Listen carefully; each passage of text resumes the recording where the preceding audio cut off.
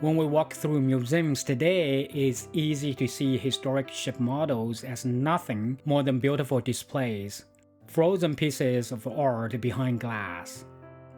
But in the 1600s, these models weren't just for show.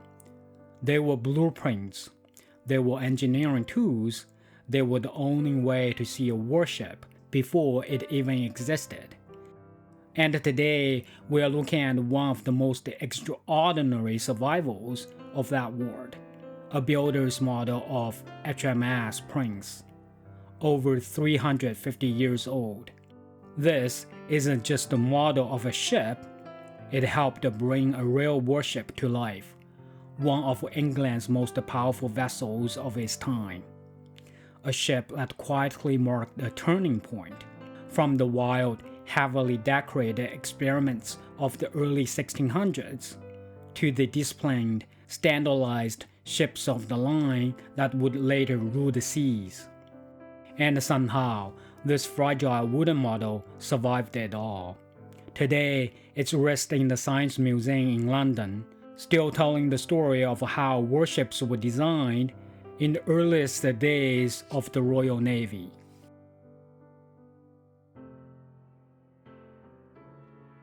This model was built at Chatham Dockyard around 1670, not after the ship was finished, but while it was still being built. At the center of it all was Phineas Pett the Younger, part of a shipbuilding dynasty that had already shaped the future of the English Navy. His father, Christopher Pett, his grandfather, Phineas Pett, one of the most influential naval architects of the age. By the time this model was made, the name Pett wasn't just a family name, it was a legacy. And this model, this was a part of that legacy in motion. Built at a massive 1:48 scale, it reveals something most people never get to see, the skeleton of a warship. In what's known as the Navy board style, the hull is left open below the waterline, exposing the frames, the structure, the very bones of the ship. This wasn't for beauty, this was for scrutiny, for debate, for decision-making. Because this model wasn't meant for a museum, it was meant for the boardroom. Built side by side with the real HMS Prince, it acted as a full 3D blueprint, allowing the Navy board to inspect, question, and approve every detail before it was too late to change. And the timing couldn't have been more critical. England had just emerged from chaos.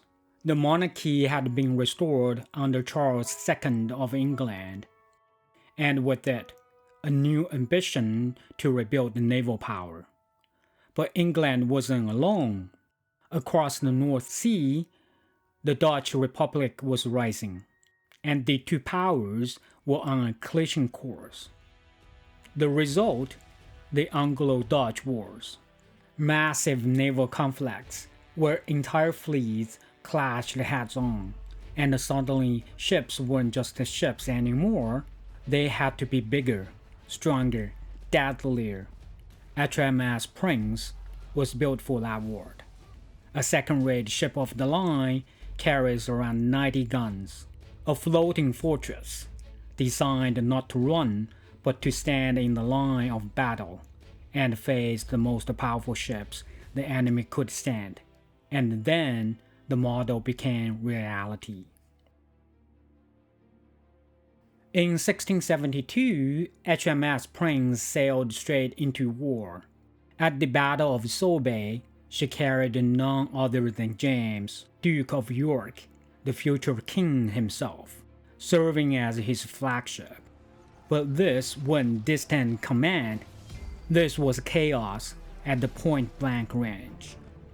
In the middle of the battle, Prince collided with her equal, the Dutch flagship, the Zeeman Provincing, the Seven Provinces. What followed was brutal, close-range duel, gun for gun, broadside for broadside, until Prince was so badly damaged, the Duke was forced to abandon ship, transferring his flag in the middle of battle. The ship had survived, but just barely. And that was only the beginning. After a major rebuild in 1692, she emerged with a new name, HMS Royal William, reborn and sent straight back into war. At the Battle of Barfleur, she did something few ships dared to do.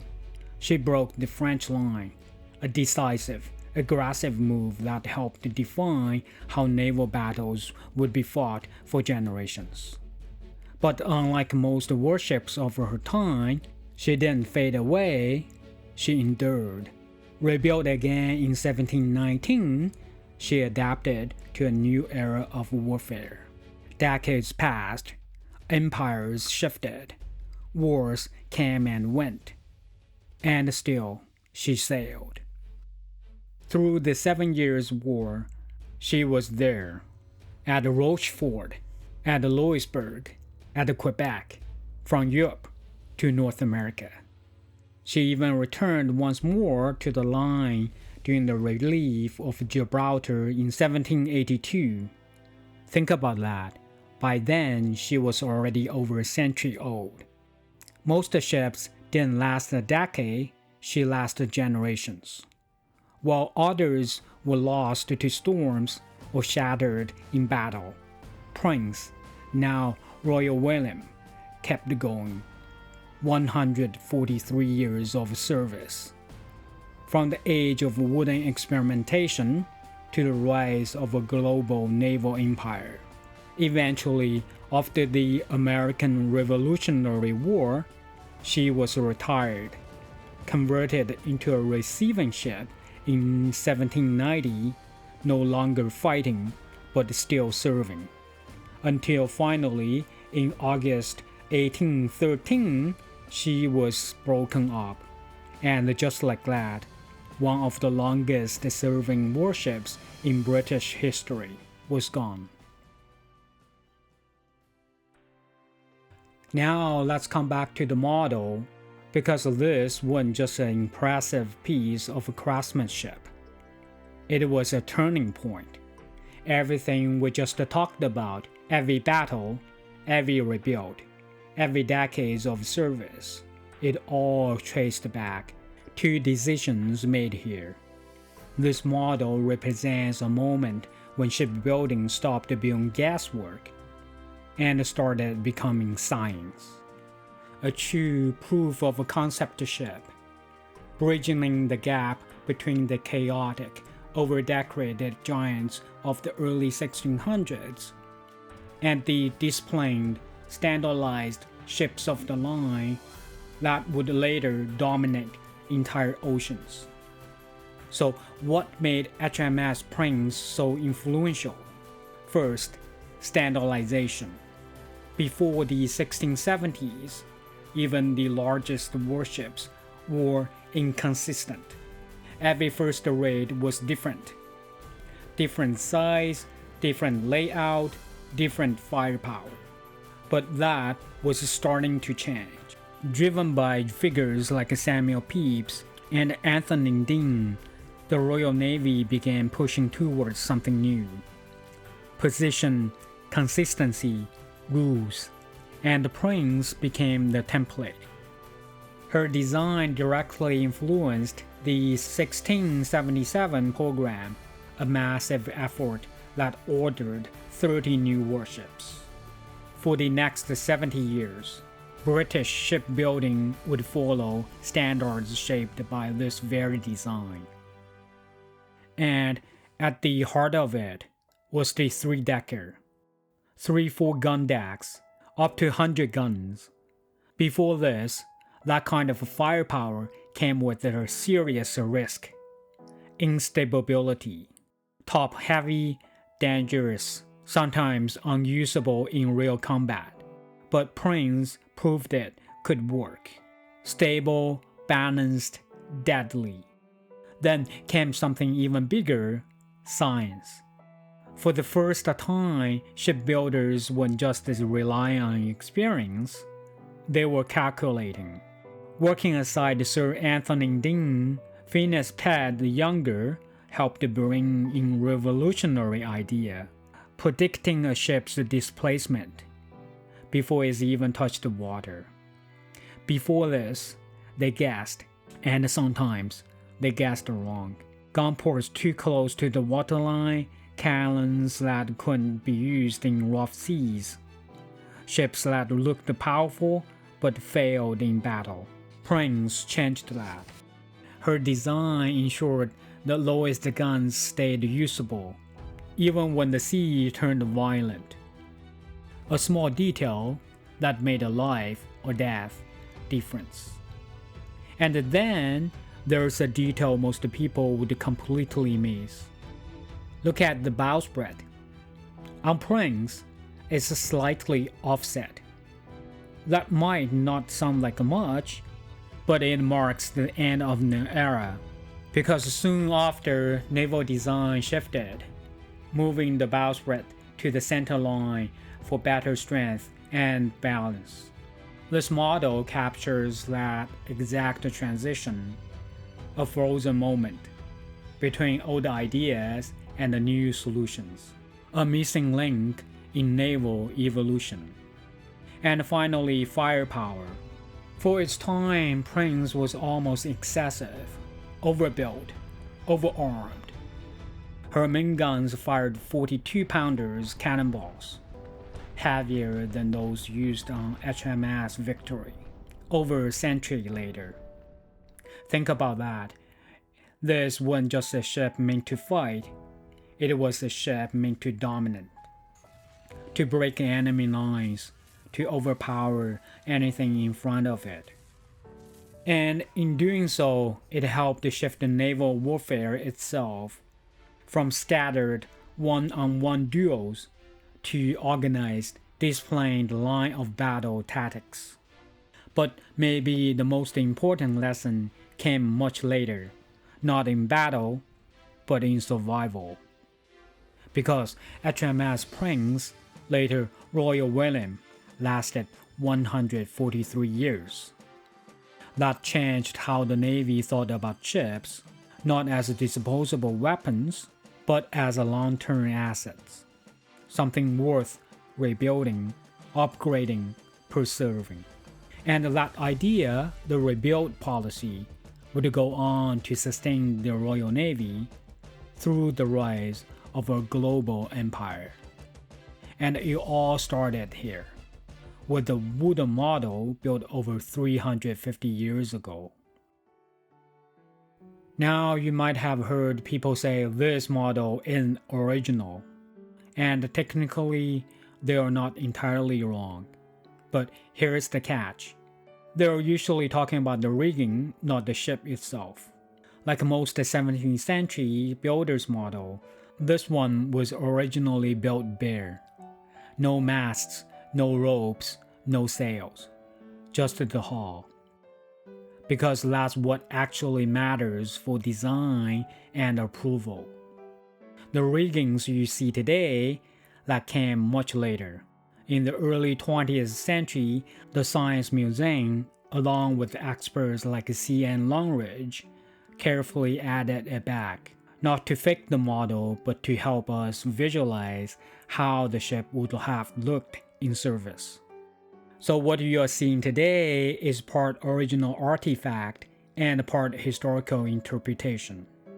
And over the years, the model has needed help to survive. Woodworn damage, aging timber, cracks forming after centuries of stress. It has gone through major conservation work, which sometimes makes people think they're looking at a modern rebuild.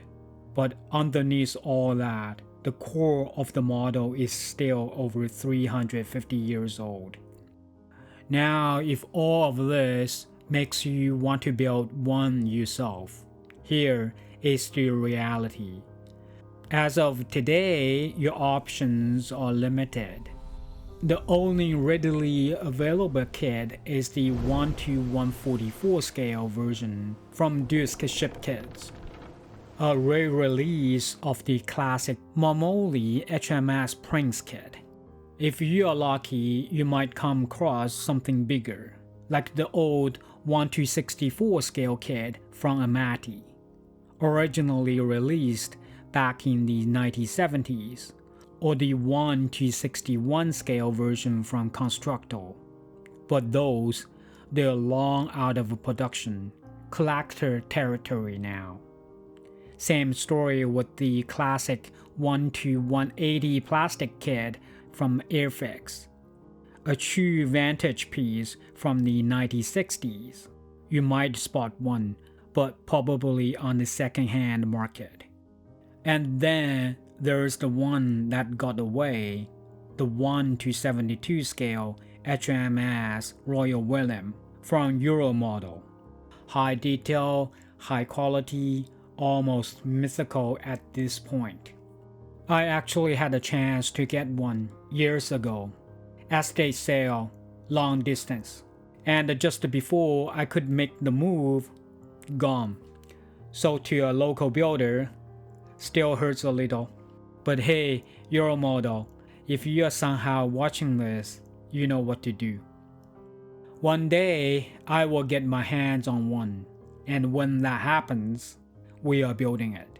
But until then, if you have built an HMS Prince or Royal William, whether from a kit or completely from scratch, share it.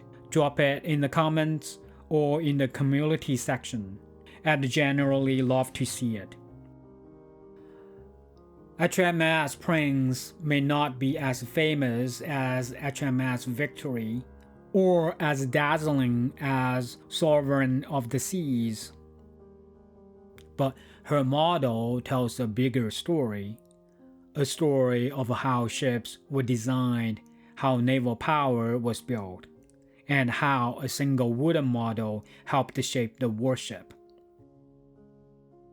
Today, this survives as a quiet reminder that sometimes the smallest things change history.